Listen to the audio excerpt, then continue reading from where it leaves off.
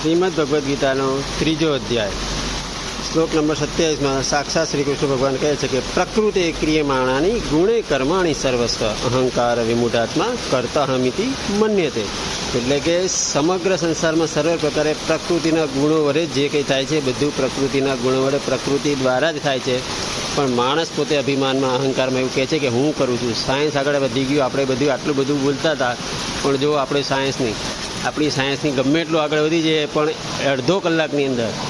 અડધો કલાકમાં આપણને ખબર પડી જાય કે સાયન્સ કેટલું આગળ વધી ગયું અને આપણે ક્યાં પહોંચી ગયા અને આપણે કેટલા પાછળ રહી ગયા। તો આ શ્રીમદ ભગવદ્ ગીતામાં વર્ષો પહેલાં શ્રી કૃષ્ણ ભગવાન કહી ગયા હતા, પણ વિશ્વાસ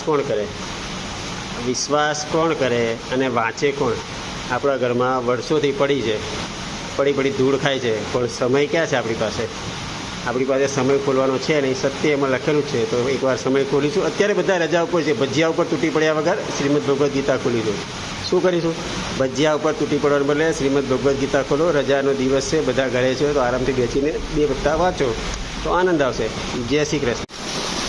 શ્રીમદ ભગવદ્ ગીતાનો ત્રીજો અધ્યાય શ્લોક નંબર 27 માં સાક્ષાત શ્રી કૃષ્ણ ભગવાન કહે છે કે પ્રકૃતિ ક્રિયમાણાની ગુણે કર્માણી સર્વસ્વ અહંકાર વિમૂઢાત્મા કર્તાહમિતિ મન્યતે।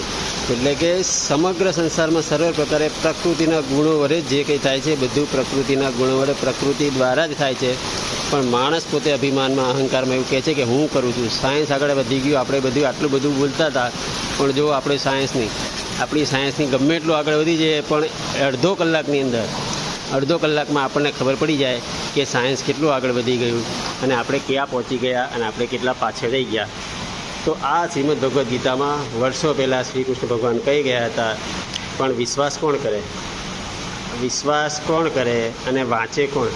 આપણા ઘરમાં વર્ષોથી પડી ધૂળ ખાય છે, પણ સમય ક્યાં છે આપણી પાસે સમય ખોલવાનો છે નહીં, સત્ય એમાં લખેલું છે। તો એકવાર સમય ખોલીશું। અત્યારે બધા રજા ઉપર છે, ભજીયા ઉપર તૂટી પડ્યા વગર શ્રીમદ ભગવદ્ ગીતા ખોલી દો। શું કરીશું? ભજીયા ઉપર તૂટી પડવાને બદલે શ્રીમદ ભગવદ્ ગીતા ખોલો। રજાનો દિવસ છે, બધા ઘરે છે, તો આરામથી બેસીને 2 પત્તા વાંચો તો આનંદ આવશે। જય શ્રી કૃષ્ણ।